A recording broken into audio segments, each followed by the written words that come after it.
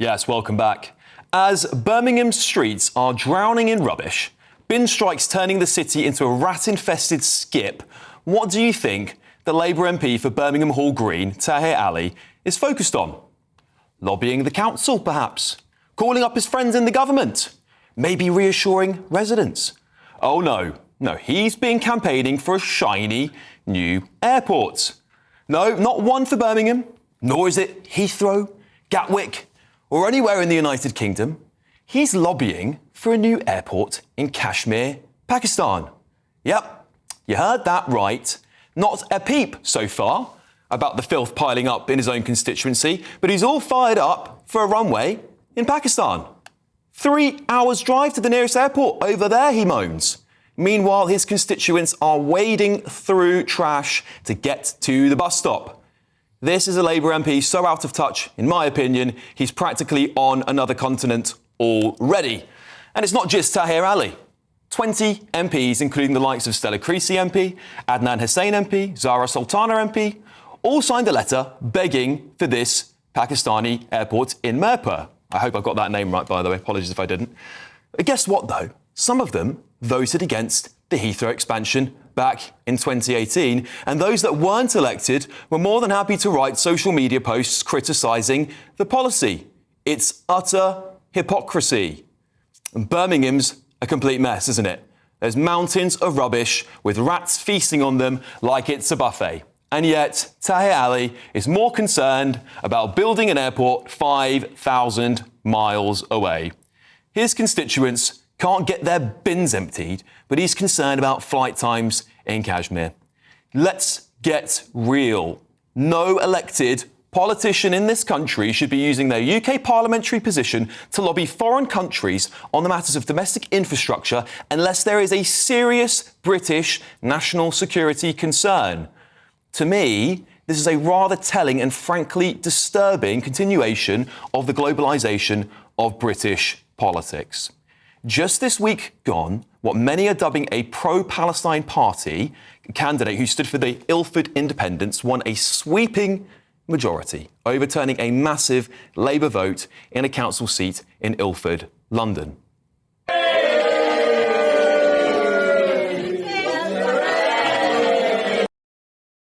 Yes, the candidate featured a Palestine flag on her campaign literature and made a commitment to human rights both here and abroad, justice for Palestine and Ukraine. Sorry, but local councillors do not have any say or authority over human rights laws in Britain, and they have even less to do so with Britain's foreign policy abroad. You guys are there to represent your local constituents in that local council, not our diplomatic service. And many are pointing out that this is a worrying trend of politicians being elected on a pro-Palestine agenda, only occurring, seemingly, in Muslim-majority areas, such as the council in Ilford election I just mentioned. And I want to issue a stark word of warning. Ethnic and religious minority groups voting for sectarian parties, in my opinion, are inadvertently voting for the rise of the real far right in this country who will organise in direct opposition to these sectarian parties. For every action, there is always a reaction. And I believe there is now a severe, real risk to our peaceful British society due to these new sectarian groups. So perhaps it's time for us all to issue a reminder. Those who hold any political office in this country serve Britain. They do not serve or represent the people of Pakistan, Palestine, or any other foreign country. You are paid by the people of Britain, not foreign countries. If you are so deeply concerned about the domestic affairs of foreign nations, you should simply move to that country and stand for office there instead. Now, we have reached out to Tahir Ali for comments, but he has yet to get back to us, so... I used to have to use the razor that my ex-girlfriend used to shave her legs. It scratched me and it made me feel weird. But fear not, because Manscaped is back with a game changer. This isn't just any old shaver. We're talking about the Chairman Pro Electric Foil Shaver with 2 interchangeable skin-safe blade heads. One for that baby smooth look and another when you want to keep it a bit rugged. Get this, it's waterproof. You can use it in the shower, by the pool, or even while scuba diving if that's your thing. This beauty runs for 75 minutes on a single charge. That's enough time to shave your face, your mate's face, and still have juice left over for touch-ups. You'll also get their Power Shave Gel for a proper wet shave experience, and a face shave soother to keep your mug looking fresh and irritation-free. It's like having a barber in your bathroom, minus the awkward small talk. Click the link in the description and use the code GBN for a whopping 20% off and free shipping with the code GBN at manscaped.com. Join the 11 million blokes worldwide who trust Manscaped. Your face will thank you, and so will your wallet. In the meantime, let's get the thoughts of my panel, businessman and activist Adam Brooks, former Labour Minister Bill Rammell, and political commentator Chloe Dobbs. Bill, you know, I mentioned the Labour Council there in Ilford, the councillor who, the Ilford Independents, who just took away a massive sweeping majority for Labour. I think it was something above 30%, so it's quite a big turnover. Should we be worried about the rise of these sectarian parties in the UK?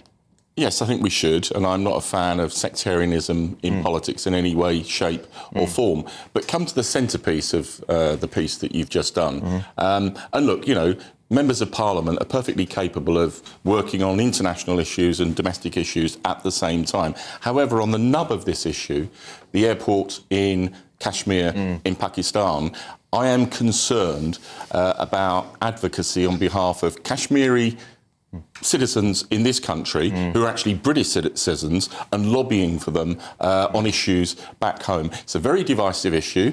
Certainly, Kashmir is divided. The Indian government would be really concerned about that, which is why the British government hasn't lobbied on the issue. And just to clarify, because this is really important for the audience, so this is an area of Pakistan that's under, I think it's not been decided as to, or there's a little bit of controversy as to where it should land, whether it's India or Pakistan. Absolutely, and it goes back to the creation of India-Pakistan almost more than half a century ago. But it's a really serious issue. When I first became a Foreign Office Minister, we came closest to a nuclear war than we've ever come in the last 50 years because of tensions between Pakistan and India. So I would urge you tread with care. I think the other MPs who've signed the letter are really open to claims of hypocrisy. You know, in favour of an airport in Pakistan, but against Heathrow expansion, which one I think is a good thing, can generate jobs and can generate economic activity.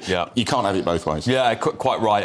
Adam, you know, is there a real threat to the real... I mean, I call this the real far right, and what I mean by the real far, I mean, they're not... I mean, a lot of people would call reform far right. I don't think that's reform far right by any stretch of the imagination, but I think when parties that are sectarian or representing a small group of people who are perhaps a religious group, for example, I think you're going to get a massive pushback. Are they going to be the cause of this? Yeah, look, I'm 45 next week, and I don't think I've ever met anyone that is far right.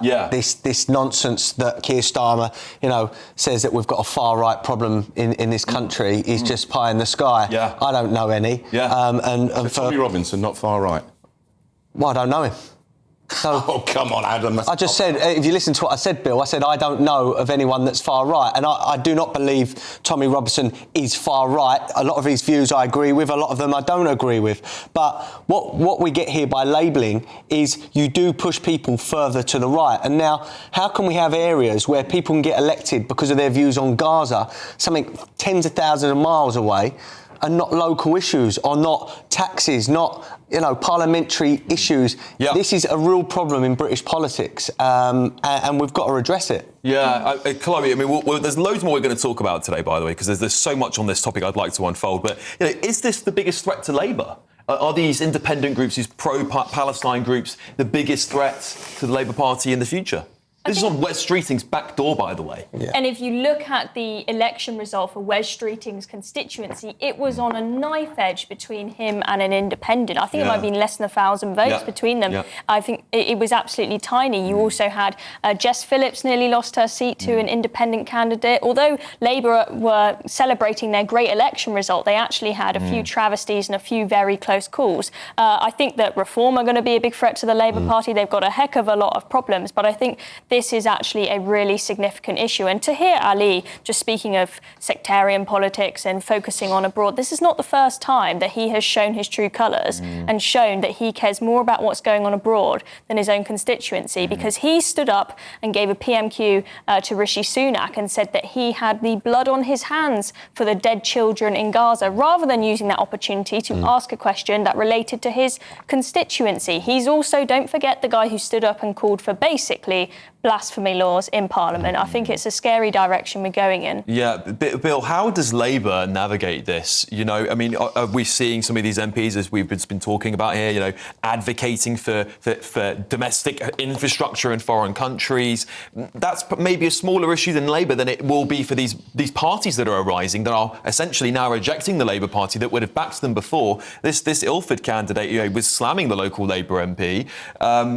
Do you know, is this your biggest threat to the Labour Party? Well, it's a threat. And look, you know, this is driven by what's happened in Gaza, where there are legitimate concerns amongst communities and people who support the Palestinians and are really concerned about what's happened, you know, with almost 50,000 children, women and men killed. But what's happening is that these sectarian parties are misusing the Labour Party's position, and you know, a lot of them have got an anti-Semitic agenda, and they're poisoning the bloodstream of our politics. And I think the Labour Party's got to stand firm. It's got to make clear what we've done to try and bring about a ceasefire in Gaza, whilst rightly respecting the right of Israel to defend itself, and how, you know, this kind of activity, which is wholly one-sided, is not in the interest of people within those communities. Yeah, well, this is going to unravel, I think, a lot more to come on this topic over the coming days as well.